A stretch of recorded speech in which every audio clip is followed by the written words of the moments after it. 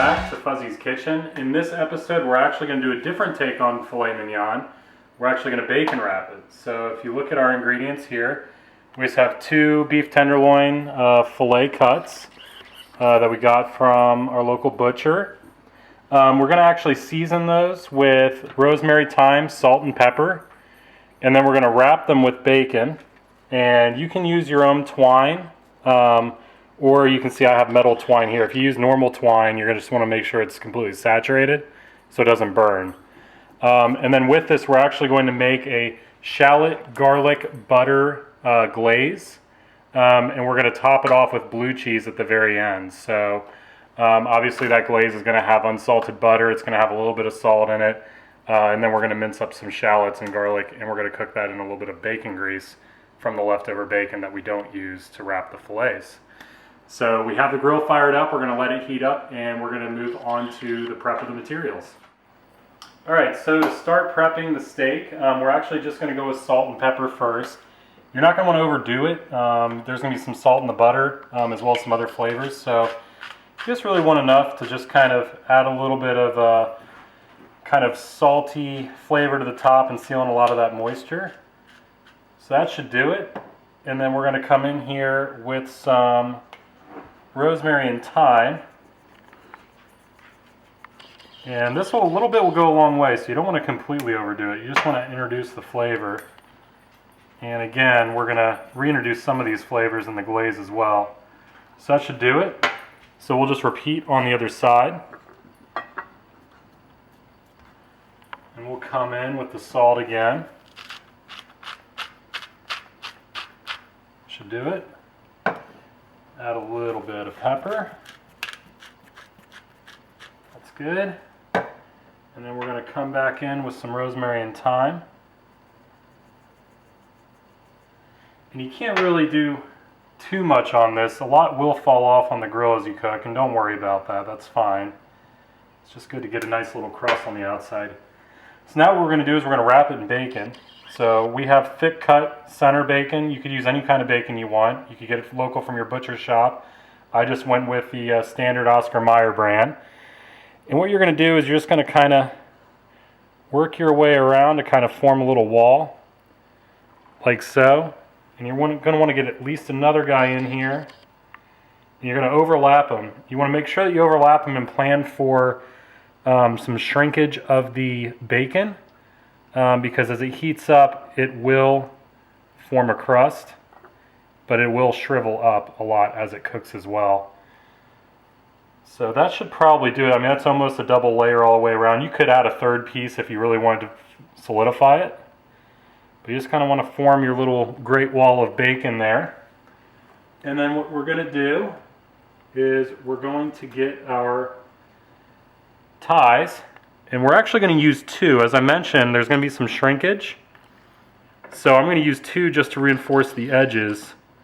You could just use 1, but I would have some concern that it would curl up too much and you wouldn't get as good of coverage. So we're going to lock that guy in like so on that end. And then you can just clip the extra guy on this to secure it, like so. Doesn't have to be tight on the other side. And then we're going to bring this second guy a little bit under him.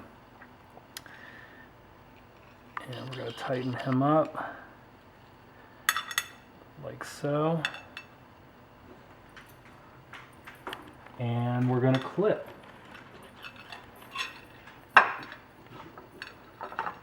Voila. So that's our bacon. And then we'll get these guys fired up and we'll start on our sauce.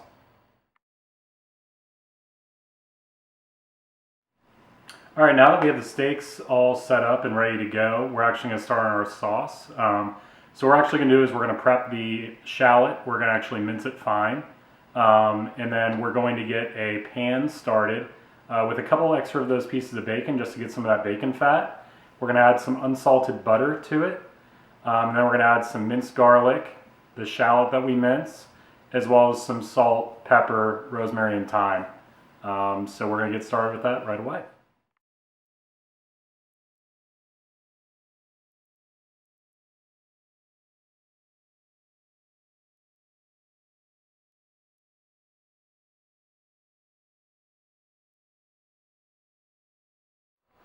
Alright, so now we're going to start our butter glaze by taking some of the extra bacon and frying it. So we just have a saute pan, medium heat. So make a nice little appetizer if you like snacking on bacon.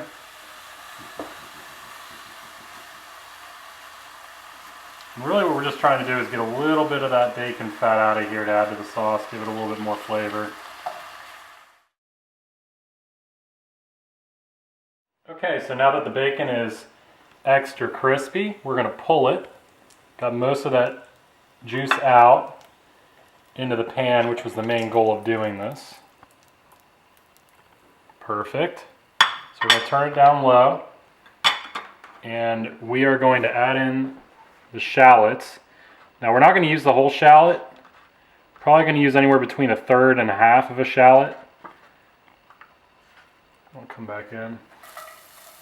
We're really just going to try to saute these guys.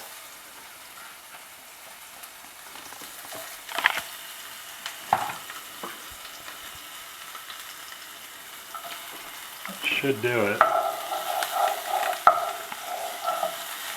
So we're going to mix these guys around, and then once they start browning a little bit, and it won't take long, we're going to come in with our butter, and we're going to do 4 tablespoons of butter.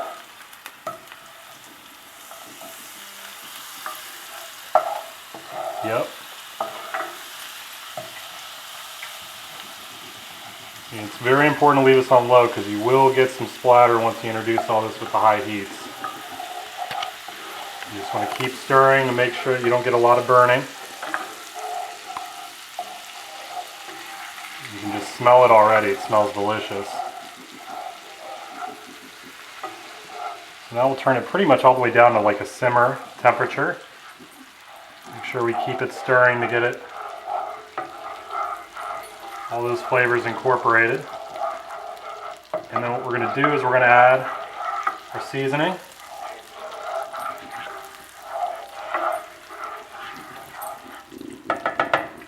So again, we're just going to hit it with a teeny bit of salt, a little bit of pepper, and we're going to give it a touch of that rosemary and thyme again.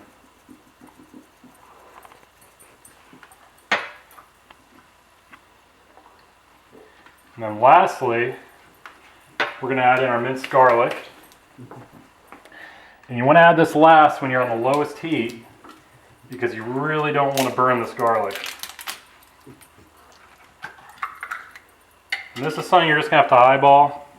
Typically I'll go with a teaspoon to a teaspoon and a half. Or actually I should say half a teaspoon. Will be more than enough. Like that. And then we'll mix this all in. And we'll actually turn it off and let it cool. So this will just hang out until the steaks are ready at the end. And this is what you'll be topping those steaks with when they're all finished.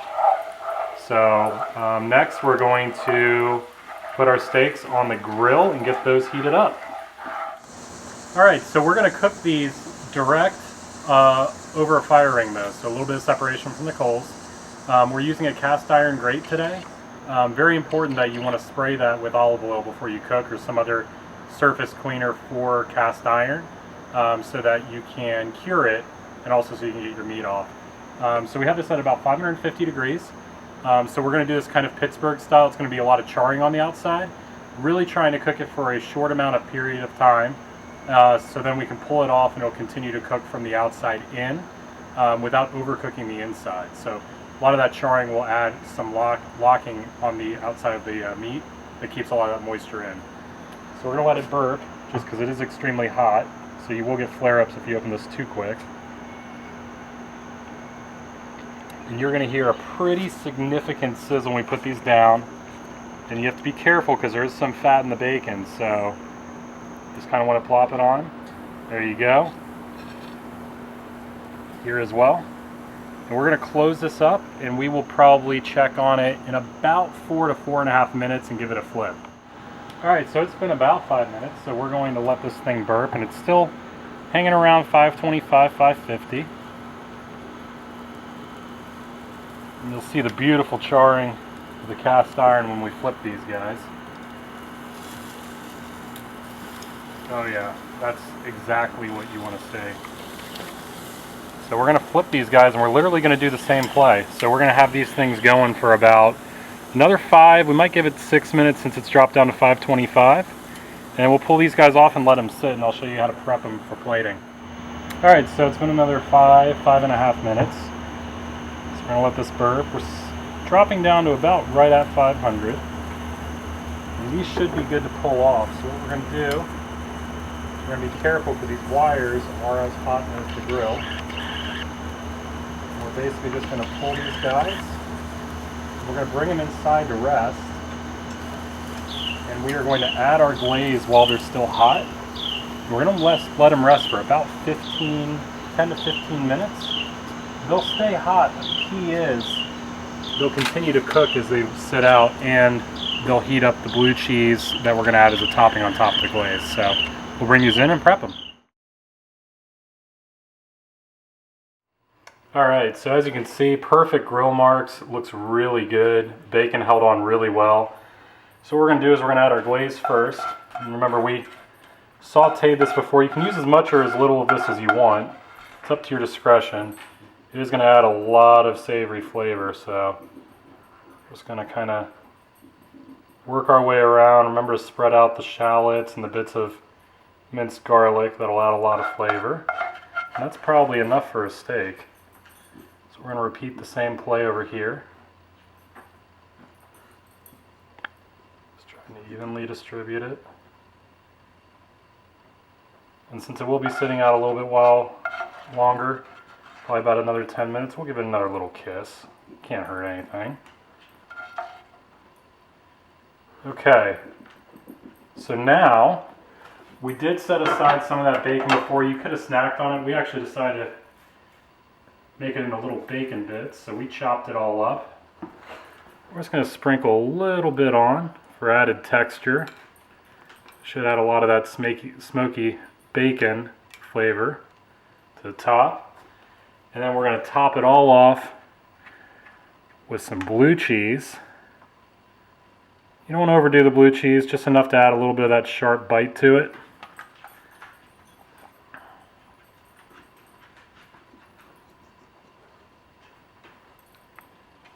A few more little sprinkles here and there. And that's just about perfect. So you're going to let those sit for about another 10 minutes. They'll continue to cook on the inside, and we'll cut into it and get our first bite. Alright, so these have been sitting for about 10-15 minutes and they look perfect. So we're going to slice into it. You can see I took off the holding and the bacon's still on there very firm. It's okay if it does fall off for you though. It's really just there to add that bacon flavor and to render some fat on an otherwise very lean cut of meat. So we're going to cut, and you can see it's perfect. Medium rare in the middle. It's the coloration you want right there. It's a big bite, so I'm going to cut it in half. We're going to get a little bacon on there from that crust. There we go, and that's the perfect bite. Absolutely delicious. The garlic and the shallots really come through. The butter taste really makes it melt in your mouth. And that is one tender cut of beef.